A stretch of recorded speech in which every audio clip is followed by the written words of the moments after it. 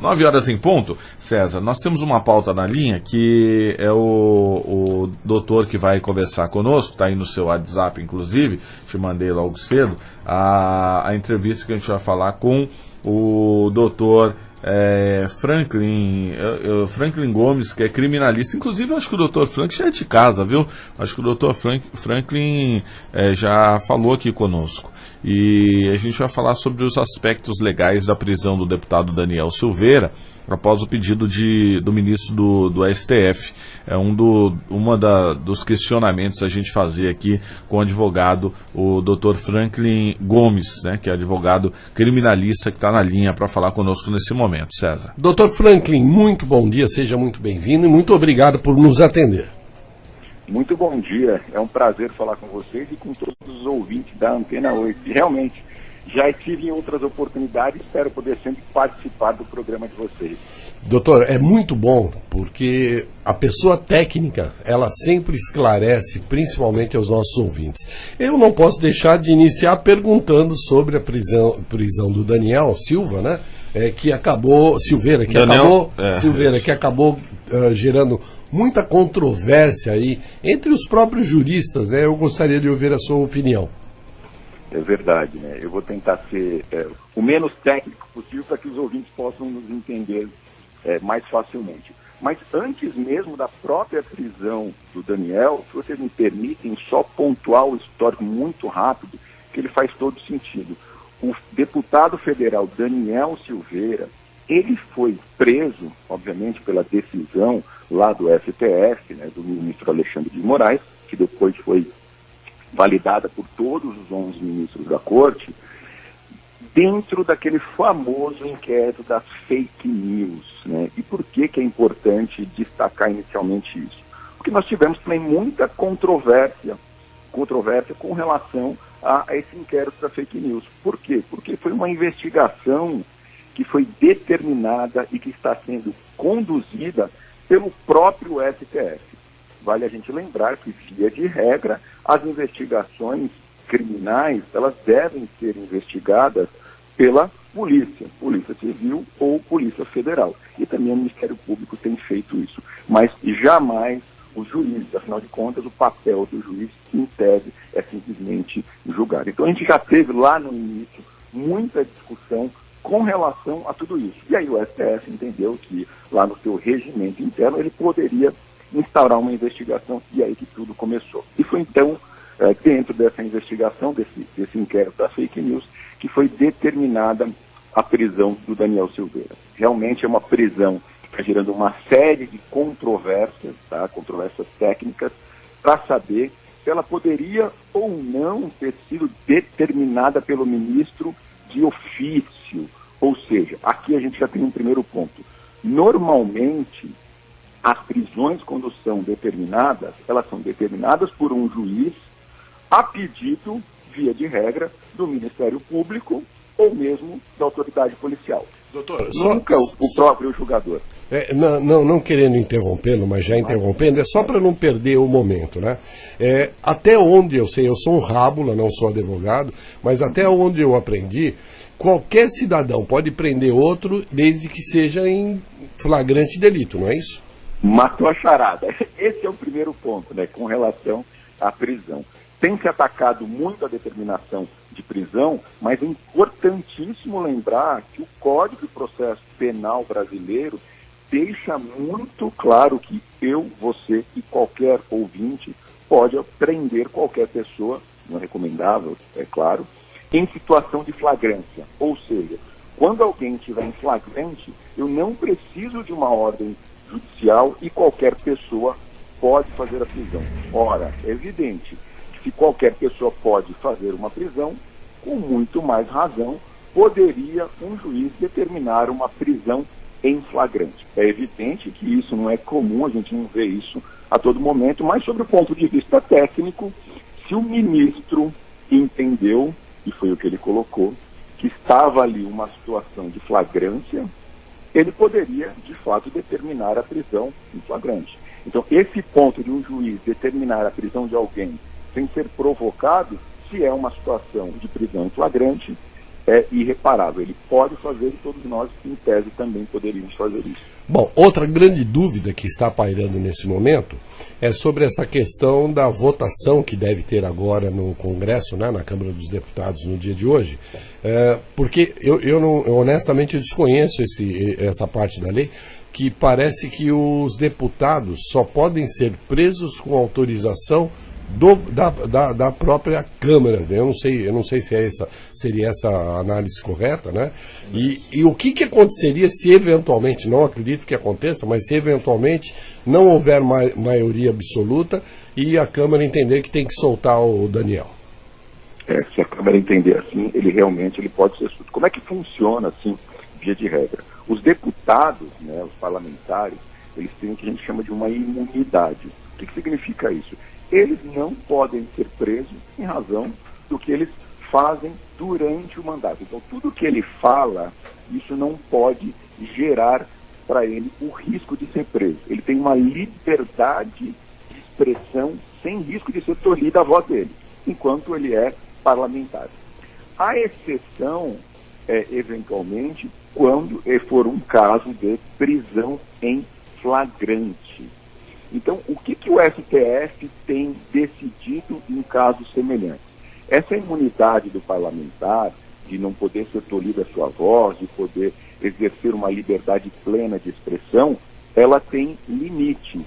Ou seja, eu não posso usar a minha voz para praticar crimes, muito menos atacar o Estado Democrático de Direito. O STF já decidiu em outros casos nesse sentido. Se vocês se recordarem, o próprio presidente da República, Jair Bolsonaro, quando era parlamentar, ele foi condenado por ter atacado a deputada Maria do Rosário. Verdade. Então ele usou algumas palavras lá de baixo calão e foi inclusive condenado em razão disso. Então o STF já decidiu, olha, a imunidade parlamentar não é carta branca para você falar o que você tem que entender.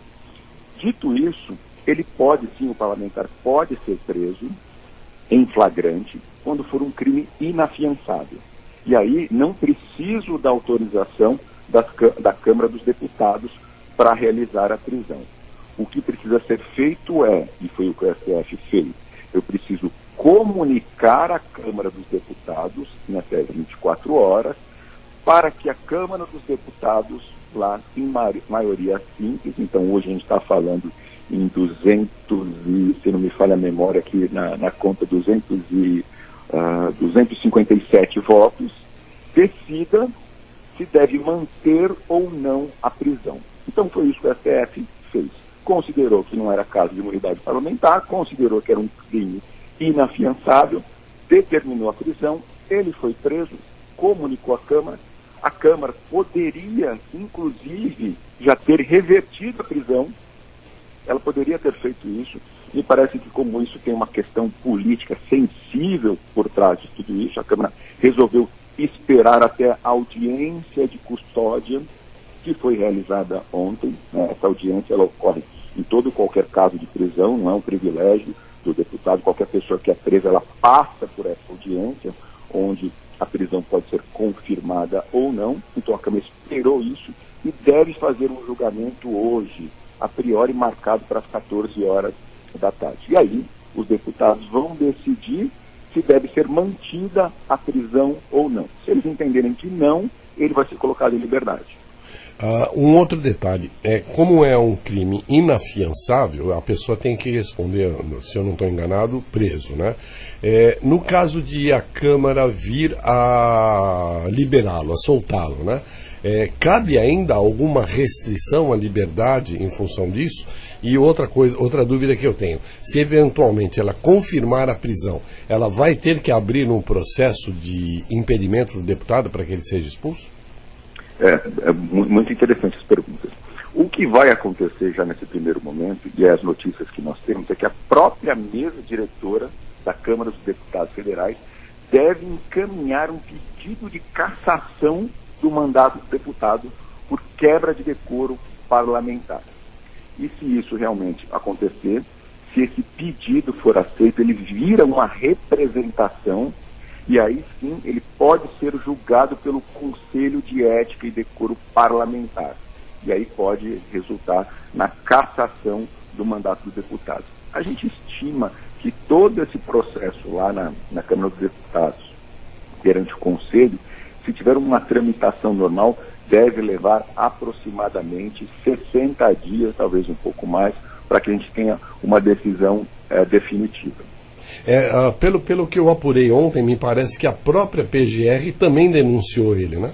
Exatamente, ele também foi denunciado. Por quê? A investigação que está tramitando lá no STF é uma investigação que não pode o ministro, nenhum dos ministros do STF, ele pode processar criminalmente, né? O que a gente tem é aquela fase preliminar onde se investiga, colhe-se ali provas de ocorrência de algum crime, de quem seriam esses autores, e aí isso serve de material para que, nesse caso, a PGR, né, então são os procuradores, se fosse na Justiça Estadual seriam os promotores, entendam se é o caso ou não de começar realmente um processo criminal, que é a tal da denúncia, né? Eu entendo que tem provas suficientes de que um determinado crime ocorreu e que determinadas pessoas participaram desse crime, então eu vou iniciar então uma segunda fase, que é a fase processual, que tem início aí com o oferecimento da denúncia e que foi o que já aconteceu nesse caso. Agora, só mais uma coisinha, Fabinho, já te devolvo.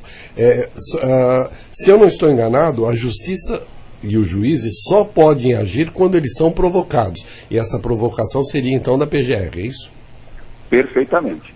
O juiz, em tese a gente tem um sistema acusatório, né, onde a gente tem a figura do juiz, a figura da defesa e a figura da acusação. Então, o juiz, idealmente falando, ele fica distante da acusação e da defesa e só age mediante provocação. Então, eu faço um pedido para o juiz, ele vai analisar e vai tomar essa ou aquela decisão. E aí a gente volta na discussão que esse caso tem sido completamente diferente, porque desde o momento que ele surgiu sem essa provocação. Mas você está perfeito na sua colocação, exatamente assim a regra geral. Doutor, agora referente a essa questão dele estar preso, ele está preso, mas ele não foi julgado ainda. Então por ele não ter sido julgado, ele é condenado, não é condenado, né? Não está condenado. Não. É uma prisão preventiva, é isso? Não chega a ser a prisão preventiva. A gente tem algumas modalidades de prisão, tem a prisão preventiva, mas no caso dele, ele não, na condição, e aí é outro imbróglio jurídico, né? Porque na condição de parlamentar, ele só pode ser preso em flagrante, né? Por crime inafiançável. Ele não pode ser preso preventivamente, só em flagrante por crime inafiançável. Nesse caso, o ministro determinou a prisão dele por ser uma prisão em flagrante e alegou que seria um crime inafiançável. Quando nós temos audiência de custódia, ou seja, nós não temos processo, ele não está condenado, ele simplesmente foi preso porque se entendeu que naquele momento ele estava cometendo o crime, e por estar cometendo o crime naquele momento ele pode ser preso em flagrante, sem decisão se ele tem culpa, né, falando de uma forma mais leiga ou não, então não é condenação. Então ele foi preso nesse momento. Quando é levado para essa audiência de custódia, o juiz, na audiência de custódia, deve entender se de fato a prisão é legal, se for ilegal ele deve relaxar, ou seja, deve soltar, e se ele entender que não, de fato a prisão foi feita de forma correta, era caso de prisão em flagrante, ele deve converter a prisão que foi em flagrante por uma prisão preventiva, que aí tem uma série de regras para ser uma prisão preventiva. E qual que é a grande questão aqui? O juiz não fez isso, deixou claro que ele não pode ser preso preventivamente, consignou isso na ata lá da audiência, mas manteve uma prisão em flagrante. Ora, isso é praticamente uma aberração. Nós vamos ver como é que essa questão vai ser analisada depois. Porque, em tese, ele teria que ter sido, então, mantida a prisão, mas convertida em preventiva, só que deputado não pode ser preso preventivamente. Uhum. E também não foi oferecido para ele nenhuma outra alternativa, nenhuma medida alternativa à prisão. Tornozeleira, apreensão de passaporte, medidas que são normalmente aplicadas a qualquer pessoa que é presa, participa dessa audiência de custódia verifica-se ali que a prisão é adequada, é a melhor medida, e aí se oferece uma alternativa à prisão. Para ele, nada disso aconteceu. A gente percebeu também que parece que ele não foi algemado, né? Não houve... Por que não houve essa situação? Ninguém precisa ser algemado, né? Isso é muito importante. Não é porque a pessoa está presa, está sendo conduzida a uma audiência de custódia, vai ser ouvida por uma autoridade, que ela precisa estar algemada, nem mesmo nos tribunais. Ela deve ser algemada se ela oferecer risco à sua própria segurança ou à segurança das pessoas que estão fazendo ali a condução e participando do ato. Então a regra não é algemar, seja deputado, seja qualquer pessoa do povo. Eu posso fazer uma pergunta fugindo um pouquinho da área das leis?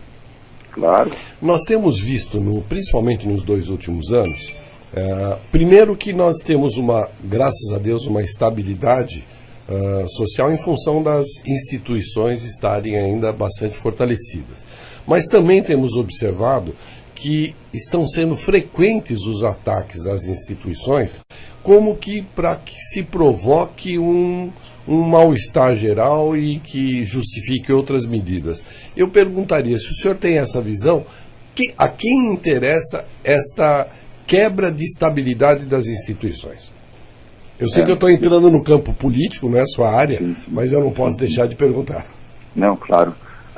Se a gente fizer uma análise dos acontecimentos mais recentes dos últimos anos, é evidente que a gente percebe que tem, sem sombra de dúvidas, uma tensão em alta voltagem entre os poderes do Estado, né? Legislativo, o executivo e também o poder judiciário. E a gente percebe, evidentemente, alguns players, aí vamos assim chamar, tentando de alguma forma desestabilizar a ordem democrática constituída e vigente no Brasil. Eu não sei lhe dizer, sendo muito franco, a quem interessa. Eu posso dizer a quem não interessa, eu acho que a todos nós. Né? A gente precisa tomar muito cuidado com todos esses ataques. Eu percebo que muitas vezes as pessoas, talvez por não terem um pouco mais de conhecimento sobre o ponto de vista técnico dessa ou daquela decisão, que nem sempre é a decisão mais acertada, em muitos casos pode ser uma decisão polêmica, mas às vezes as pessoas ficam infladas acreditando que a solução pode ser a quebra de regras que são a verdadeira causa fundante do Estado Democrático de Direito. Como a gente vê, por exemplo, o fato de alguém, em determinado momento, ficar fazendo referência ao ato institucional, o AI-5, como se esse ato institucional fosse algo que nós, brasileiros, gostaríamos de ver novamente. Para quem viveu isso, foi um verdadeiro terror. Com certeza, com certeza. Então, perseguição política, medida de exceção, fechamento do Congresso Nacional, intervenção em estados, municípios, suspensão de direito político de qualquer pessoa.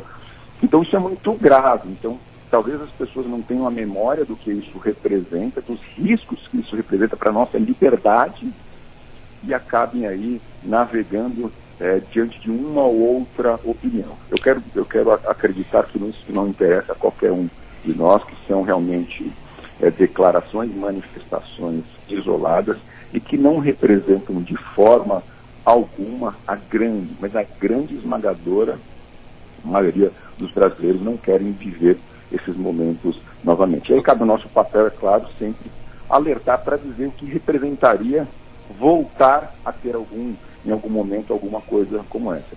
Eu diria que as instituições hoje estão muito fortalecidas, todas elas. Nós temos a Defensoria, temos a OAB, temos o Ministério Público, temos o Judiciário, o Legislativo. Elas estão muito fortes e estabelecidas. Eu não acredito que a gente teria condições de ter novamente um cenário como esse no Brasil. Doutor, agora voltando aqui a essa questão do deputado Daniel Silveira, era um deputado inexpressivo, né? Um deputado que não tinha uma grande expressão lá, o número de votos. No meio dos 500 e tantos deputados, era quem a gente praticamente nunca ia dizer, não tem relacionamento com os outros deputados, não tem assim grande envolvimento de a gente diz aí dentro da Casa Legislativa, de proximidade com matérias importantes e tudo mais. Fábio, ele não tinha educação educação e traz um currículo, um passado péssimo. Mas de todas as formas ele vai para uma linha do presidente da República, do presidente Jair Bolsonaro. E por mais que talvez as pessoas dizem, não tem nada a ver com o presidente, é uma situação isolada, um deputado que teve suas ações. Mas digamos aí que ele continue preso. O presidente da República ele pode dar ele tem o poder de dar o perdão, né, para alguns condenados e tudo mais. O presidente da República teria um poder de anular todas as instâncias jurídicas aí, de dar o perdão nesse caso?